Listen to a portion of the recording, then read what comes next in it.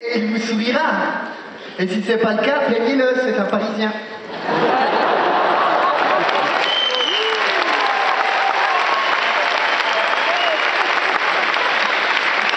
Je souris à madame et madame me rend mon sourire.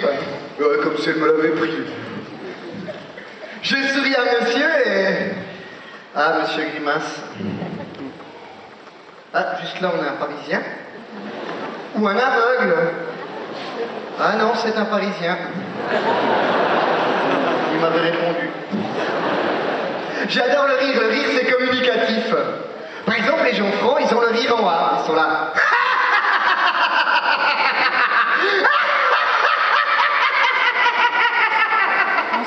À ne pas confondre avec le rire faux, qui est aussi un rire en A, mais avec un beau sourire.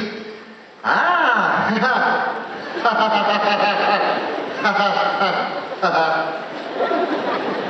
Le rire en haut, c'est le rire des gens qui se disent « Mais pourquoi je ris ?» Oh. Oh. Oh. Le rire en U, le rire du ballet dans le U.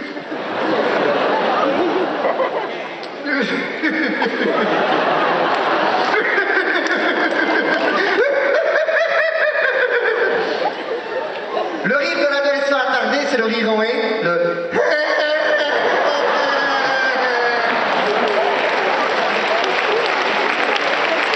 À ne pas confondre avec le rire de face de paix, qui est aussi un rire moqueur, le... On regrette de s'être mis au premier rang.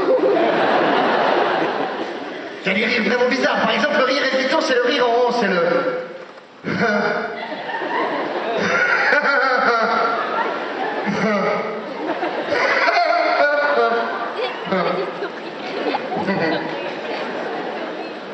Un rire que j'aime bien, moi, c'est le rire forcé.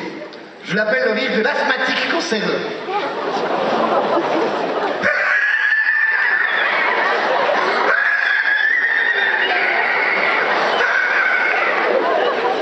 On a tous un oncle qui rit comme ça. Ou alors encore, dans les rires spéciaux, on a le rire du grand méchant dans les films, avec son rire machiavélique, le...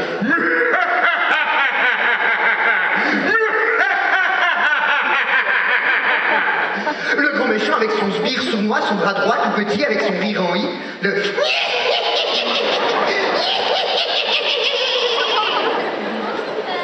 Le rire silencieux, on utilise tout son corps, sauf ses cordes vocales.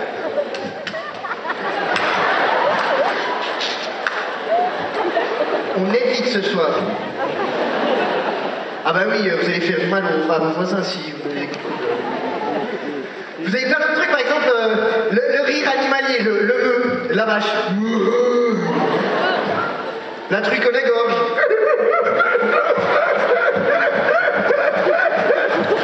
L'otari.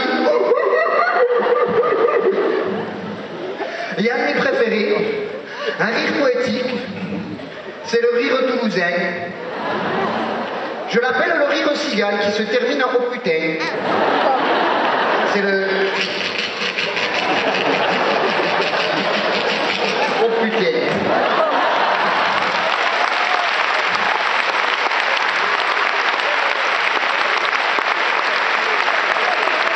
Pour ce soir, les amis, n'ayez pas peur de rire, beau rire, c'est bon pour le moral. Je sais que depuis tout à l'heure, vous me regardez et vous dites, mais tiens, c'est bizarre, il a quand même un drôle d'accent. Je suis suisse.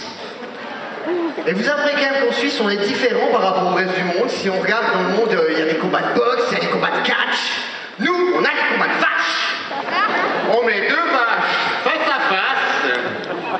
On leur dit, allez-y, battez-vous.